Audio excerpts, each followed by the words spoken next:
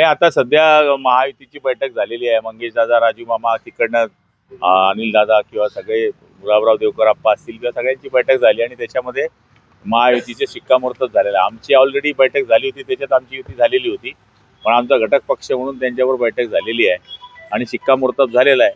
त्यामुळे आता महायुती डिक्लेअर मंगेश दादांनी केलेलीच आहे. त्यामुळे मला तरी असं वाटतं की अडचणी आता काहीच राहिलेली नाही. आपल्याकडे आता विद्यमान साधारण 20 ते 22 नगरसेवक आहेत शिवसेना शिंदे गटाकडे समजा. त्याच्यापेक्षा कमी जागा तुम्ही घेणार का? नाही, आता आमचा अजून जागेवरचा विषय जवळपास पक्का झालेला आहे, पण तो आम्हाला सांगायचा नाही.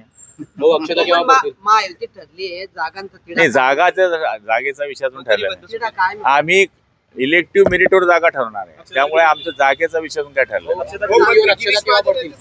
गिरीश महाजन हे नाशिकमध्ये आहेत, जळगावमध्ये ते येतील. त्या दिवशी आम्ही 2-3 दिवसानंतर आमची यादी डिक्लेअर करू उमेदवारांची. जागांवर जर पटलं नाही भाऊ तर मग काय ते आमचं पटलंय. अक्षदागारी पडतील. 30 तारखेला या तुम्ही. मंगल सावधान. पुण्यामध्ये दोघं राष्ट्रवादी एकत्र लढतायत निवडणूक. शरद पवार पुन्हा अजित पवार एकत्र होण्याची चर्चा सुरू झालेली आहे. ते का आज सांगायची गोष्ट आहे, झालेली असेल त्यांची, त्याच्यामध्ये माझा काही संबंध येत नाही. शेवटी ते दोघं पवार साहेबांचा विषय आहे. मी जळगाव पुरतं बोलतोय की आमची महायुती झालेली आहे. आपल्यासोबत येतील का भाऊ विरोधातले पक्ष आले तर स्वागत कराल का तुम्ही? कोण विरोधातले पक्ष आपल्यासोबत निवडणूक लढवायला आले तर 30ला समजेल.